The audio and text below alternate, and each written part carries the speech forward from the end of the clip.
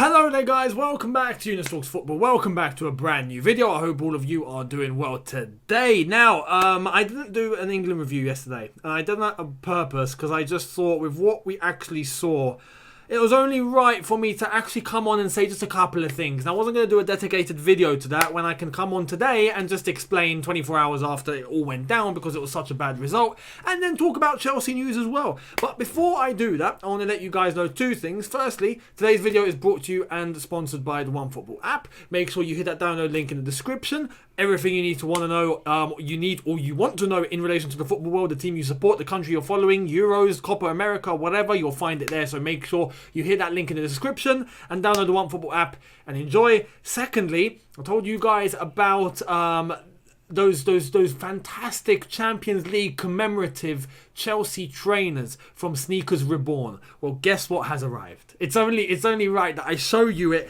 in the flesh. I mean, this is phenomenal, isn't it? This is phenomenal. You can see where it says champions. Obviously, the white isn't helping with the green screen at the moment. We've got the Chelsea badge on the back there. Had to be done. And yeah, customized. All nice. Chelsea FC on here. I've got my name on there because I had to. And that is what we've signed up for. That is what we've signed up for there. 2012, 2021, Champions League winners, Champions League trophy. It just goes well. Fantastic. I recommend, honestly. I'll leave a link in the description if you want to get a pair for yourself. Now, let's talk about England. Before we get into the Chelsea news, I just want to very briefly talk about England because yesterday was a shambles. An absolute shambles, and I don't need an entire video to come on and say that the problem in this England team is Gareth Southgate. It's as simple as that. We looked plain, we looked flat, players looked restricted. Declan Rice, for example, looked restricted. In midfield, we lost all control. It was constant sideways, backwards, sideways, backwards, sideways, backwards, to the wing, cross the ball, inshallah. It was the same story like we saw it briefly under Frank Lampard at Chelsea. It was just, but at least with Lampard, you can see that sometimes it's quite attacking. The aim, the intention is to attack and try and score. With England, it's negative, it's sideways, it's backwards, it's flat, it's so slow. We are so slow. We made Harry Kane look rubbish. I mean, it's terrible. And what I don't understand is why there are players in this team that need to be in this team that are not being selected. Grealish isn't there. Sterling gets 90 minutes. What? Sancho hasn't even been selected yet. Rashford gets a little cameo. Kane is isolated up there to fend for himself. I mean, the whole setup is wrong. The whole setup is wrong. For me, the problem lies with Southgate. Don't expect any miracles. Just let you know, it's not coming home. Don't think it is. And we'll see what happens against the Czech Republic. And we'll see exactly what goes down. Because honestly, right now, with that performance we saw against Scotland, I'm expecting a loss. I think it's going to be a draw. I think it's going to finish 0-0 because 0-0 suits Czech Republic and England. And I think that would be in both teams' interests for them to finish first, us to finish second, both of us go through and everyone's a winner. So I think they can fix it or rig it to a 0-0. But if we played like we did yesterday and Czech Republic actually went in for the kill, I think they would beat us. So we'll see what happens. We'll see what happens. But Southgate is the one that needs to go. That's as far as I'm concerned. I do want to give a shout out to Billy Gilmour. This is a Chelsea video, so let's talk about Billy Gilmour a little bit because he smashed it. He absolutely smashed it. Man of the match yesterday against England, and he fully deserved it. And I want to say one thing before I give this point. He got man of the match on his Premier League debut. He got man of the match on his FA Cup debut. He got man of the match on his Champions League debut. And now he's got man of the match on his international debut against England at Wembley. You couldn't write it. And this against Declan Rice, who we are talking about bringing to Chelsea. You know what? I'm going to say this now because I had doubts in terms of how Billy Gilmour can hold his own. Okay? And yes, there was the perfect opportunity to see if he can. He done more than that. So you know what? If Chelsea don't actually sign a midfielder, I'm okay. I'm okay. I now know I can trust Billy Gilmour. If we have to go to a system or a formation or we've got injuries, Jorginho, Kante, Kovacic, something's happened to two of them, we have to rely on Billy Gilmour, I'd rely on Billy Gilmour. Yes, it would be nice to have a midfielder there that is, physical, that can bolster the midfield a little bit, that can shut shop like a Mikel. If you remember the way we used to use Mikel, that would be quite nice, if I'm being completely honest.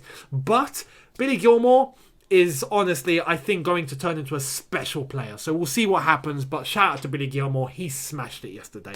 Very deserved. And England were a disgrace. Southgate needs to go.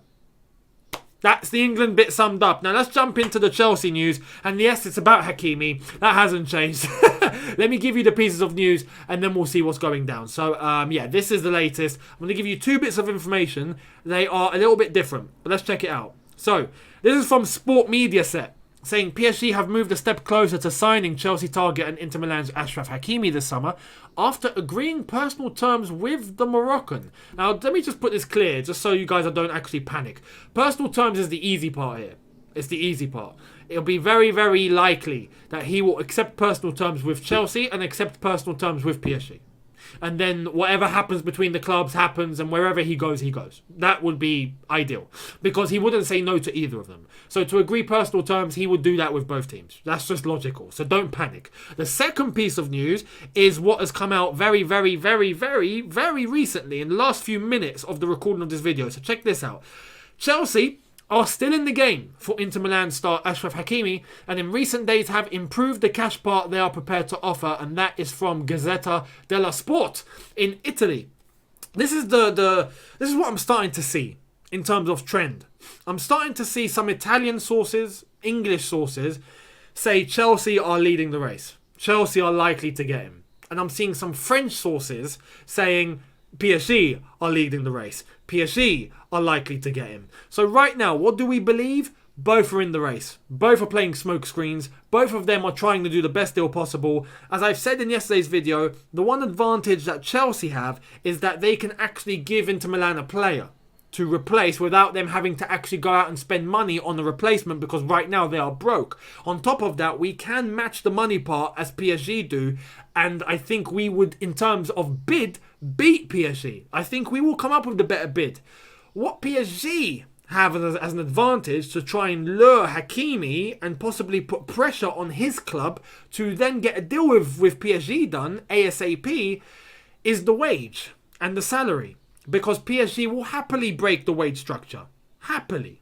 You know? So, in terms of agreeing personal terms and trying to put pressure on his club, if he were to get something very, very tasty going on with PSG, he could try and push into Milan to get rid of him to PSG. That could be. But I think Chelsea will be proactive. And I think Chelsea will outbid Inter Milan. Now, the one thing to bear in mind is if he were to agree personal terms with both clubs, it would then be down to which club puts the highest bid on the table, because the decision is then laid with Inter Milan.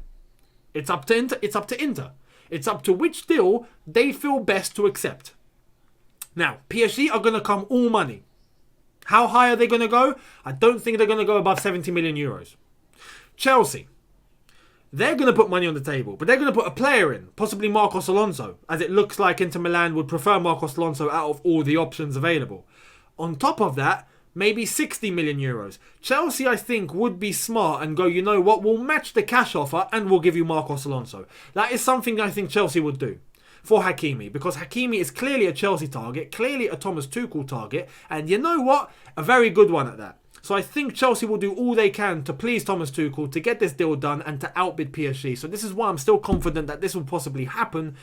I think Hakimi will be coming to Chelsea. That is my honest prediction. We move to Erling Haaland after all of this as well and see what's going to go down there, because I honestly feel like that can be done too. But in terms of a wing-back, I want to end this video by just putting one name in the hat. One name that no one's talked about, but the performances that we've seen at the Euros makes me go, you know what? On the left-hand side, this could actually help us. If we were to get rid of Marcos Alonso, if we were to get rid of Emerson, we need a left-sided player. What about Gosens of Germany? Gosens, who plays for Atalanta, 26 years old. He's been killing it for Germany. We've seen the Germany games against France and today against Portugal, where if you were on my Twitch watch along, you would have seen my reaction to it all. Very, very, very, very good game. 4-2 winners on the day, Germany. But Gosens, man of the match, alongside Kai Havertz. I think man of the match is between both of them, Kai Havertz or Gosens. But Gosens on that left-hand side looked phenomenal. That is a wing-back. He is an in-and-out proper wing-back. That's class. 26 years old, might not be too expensive.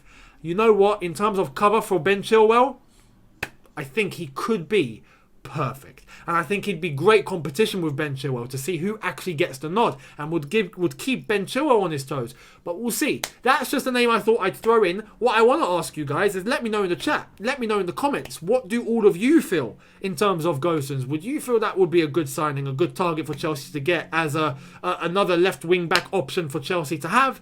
Let me know in the comments. I'd love to hear it. Thank you all so much for watching. That's the latest in regards to Hakimi, my England thoughts, my little bit that I thought I'd put in just at the end there in relation to Gosens. I hope all of you have enjoyed it. Thank you all so much. Hit the like button if you've enjoyed this video. Smash the subscribe button if you are new. Hit that notification bell to be notified once I've uploaded. And I will see all of you tomorrow for a brand new video. Thank you all so much for watching. Have a good one. See you tomorrow. Take care. And peace.